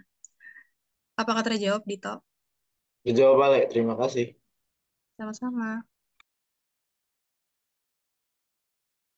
Baik, saya Melvi akan menjawab pertanyaan dari Asti. Jadi pertanyaannya, bagaimana cara menghadapi dan mengatasi masalah etika dalam e-commerce, termasuk penyalahgunaan data, diskriminasi algoritma, dan dampak sosial dari pergantian pekerja manusia dengan kecerdasan buatan. Nah, jadi dengan cara untuk mengatasi dan menghadapi masalah tersebut, perusahaan e-commerce dapat melakukan beberapa langkah gitu. Untuk penyalahgunaan data, perusahaan e-commerce dapat memastikan bahwa data pribadi pelanggan dijamin aman dan tidak disalahgunakan. Lalu dilakukan dengan mengimplementasikan politik privasi yang transparan dan memperhatikan standar data protection. Lalu untuk masalah diskriminasi algoritma, perusahaan e-commerce itu dapat melakukan langkah dengan memastikan bahwa algoritma pengiriman dan penggunaan data tidak menyebabkan diskriminasi dan dilakukan dengan menggunakan algoritma transparan dan menggunakan data yang relevan dan terverifikasi. Lalu untuk dampak sosial, pergantian pekerja manusia dengan AI, kecerdasan buatan, perusahaan e-commerce juga dapat melakukan langkah dengan memastikan bahwa pergantian pekerja manusia dengan kecerdasan buatan tidak menyebabkan dampak negatif terhadap kesejahteraan pekerja. Dilakukan dengan mengimplementasikan politik kerja yang transparan dan menggunakan kecerdasan buatan ini yang bisa membantu para pekerja, bukan malah menjadi dampak yang negatif gitu. Lalu perusahaan e-commerce juga dapat melakukan berbagai langkah lainnya seperti transparansi dan konsultasi, pengembangan etika bisnis, sistem pengendalian etika, sistem penanganan masalah, sistem pengawasan, sistem pengukuran, dan sistem pelatihan dan pendidikan. Nah, dengan mengimplementasikan langkah-langkah yang sudah saya sebutkan tadi, perusahaan e-commerce dapat menghadapi dan mengatasi masalah etika. Seperti itu. Apakah sudah terjawab, Asti? Sudah sangat terjawab. Terima kasih, Melvi.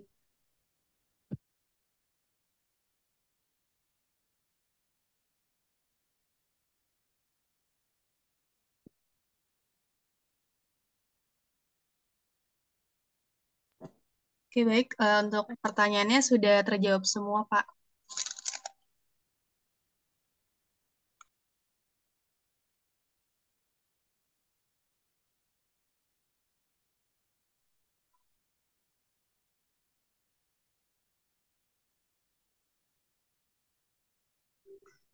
Sudah, untuk kelompok ini saya kasih nilai 90. Saya tidak banyak komentar kali ini karena udah banyak yang nunggu untuk itu. Soal apa? Ada yang tanya, saya sudah kan lagi tempuh ya